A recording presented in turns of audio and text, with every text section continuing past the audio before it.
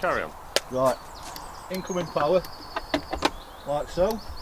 Pull the tap, up it goes. You get my finger underneath it. And then in we go there, Barry, for the... Get the finger the right way.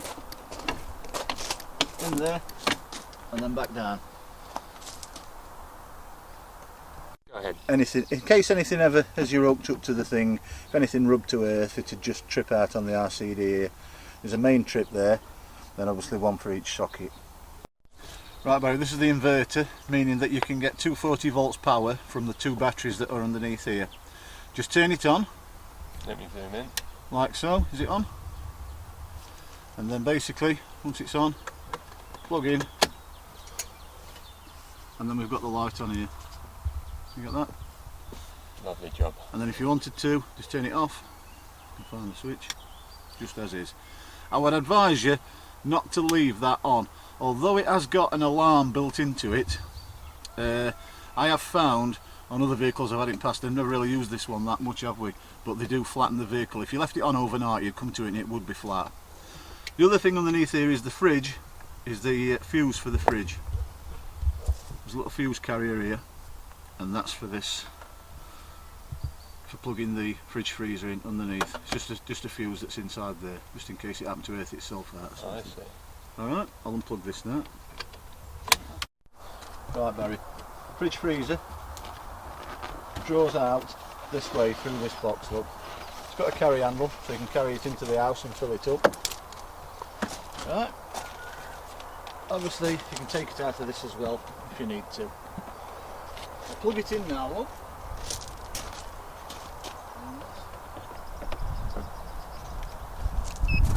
Fridge is on now. That's just displaying what it is in the box, depending on what you want it to be. On or off, and then up. Should give me the... hold it down, I think, is the way. Is it hold it down, Julie? Huh? To get it told to the temperature. Down, yeah. Put plus 21, want to be below. Or I might have to go up, can't remember. Running. Yeah, you need to keep this filled up with distilled water. It may need some in it, actually. And you just put that little plug back in. Alright, use the syringe to fill it up, it doesn't take a lot. And you move the temperature, see how set it at -30, or you alter the temperature to what you want it to be. If you wanted it just as a fridge, I think it shut itself off because the there's some water in it, Julie. Or if I caught it with my finger, I caught it with my fat fingers. Plus 11. Let it stabilise a minute. You can hear the fan going on it now, can't you? My fat fingers are on it. Wait a minute. Give it at sort of 4 degrees, it'll run as a fridge. So it's at plus 10. I'll find the right way to press it. Oh, good grief. -10 plus -27.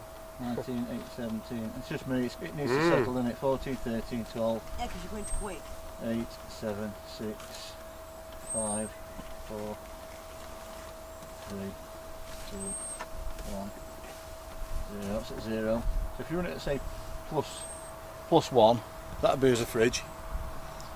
You just move it up and down on the arrows. It's showing it's plus 10 in here now, so it's called 2 degrees since we've just first kicked it up. You probably can't even tell. Are you ready? Yeah. Right, gas is in there, mate. Just on it unscrews by just unscrewing the bottle. Right, to turn it on, we'll turn the gas on there, slide that back in. Never used to sleep with the gas on ever, and never travel with it on. Obviously then you just light the cooker. In fact, is there any gas in there? Yeah. Martin, you have to keep your finger on the button. This is how much cooking he did.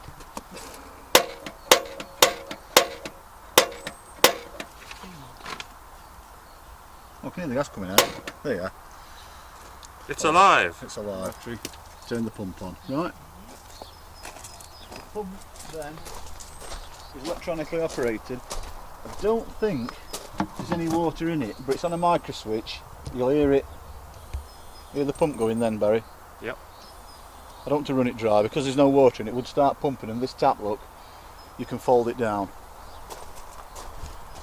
You can lift up or fold it down. Because you undo it, you'll hear the pump going. Alright, I'll put some water in if you want to see it. Underneath there is the split charge relay. What this does is, as the charge is coming from the alternator on the battery, it senses when this battery has reached its maximum charge point, and then it allows the spare charge to go across to the leisure batteries under the other seat.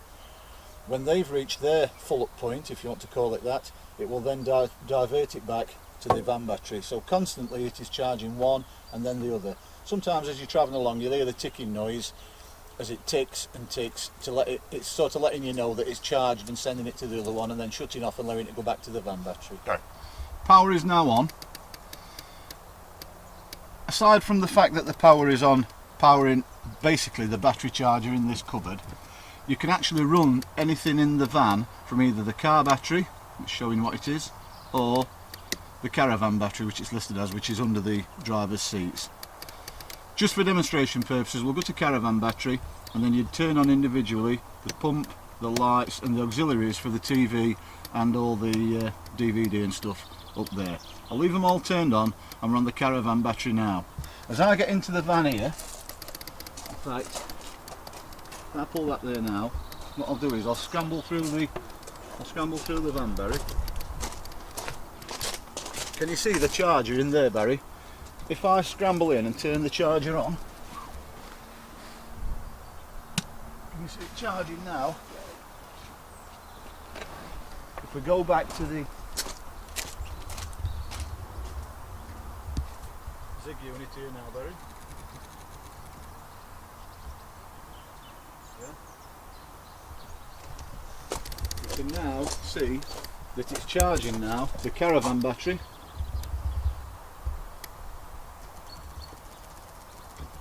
That's charging the caravan battery, or it would charge the van battery. So if you were hooked up on a site and you've been running the TV or whatever and it were getting low, you can charge either one up to make sure all the battery banks are up. Alright, I'll turn that off a minute, turn all the switches off, and I'll turn this charger off, and then we'll go through it again. Okay. To put the TV on, obviously you need to select that you're using the batteries from the caravan. You can show that they're in good state of charge there with the voltage, and then turn the auxiliary on, which is for the TV. Now Julie can turn this on. The DVD is connected to the television. So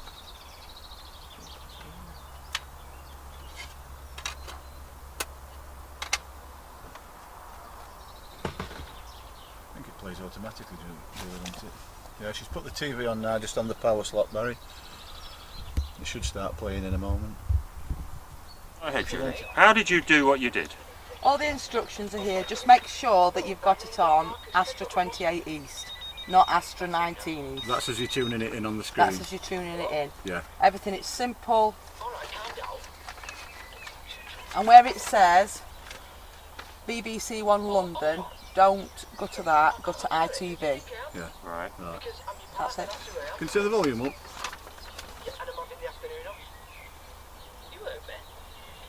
It's called an There executive you go, mate. decision. TV's on. See ya. And your dish is on here, look. Well Larry, played, you can turn sir. that one. Okay. It's off. I mean, at night you'd stuff them into the front, but I'll just stand them out here for the moment. Take the two middle cushions out. And then that, I think we'll go back at that. What I'll do is wedge that up, so it's going to be going up in that sort of position. What you need to do, Barry, is turn these sideways then. Look, can you see? They're the locks for the bed. You unlock it that way, and unlock it that way now. She's unlocked, and then I'll come round. I can get through. It brings back memories crawling through here. Right, you have to pull it up here. Oh, these blinds are in way, Julie. Take these out at least. Pull it up because it rocks that way. Can you see how it rocks? Up and then lift over, further back, and then lastly up, and then she's down. All right. Nothing. To get it up, to get it down again. No, show it that. Yeah. You need to get underneath here, Barry. here. That's it. That's it. There. You get underneath Lovely. when you're still in the van. Lovely. Alright. Okay, I think I'll leave it like that, obviously. Yeah. Then obviously them seats. That can stay there.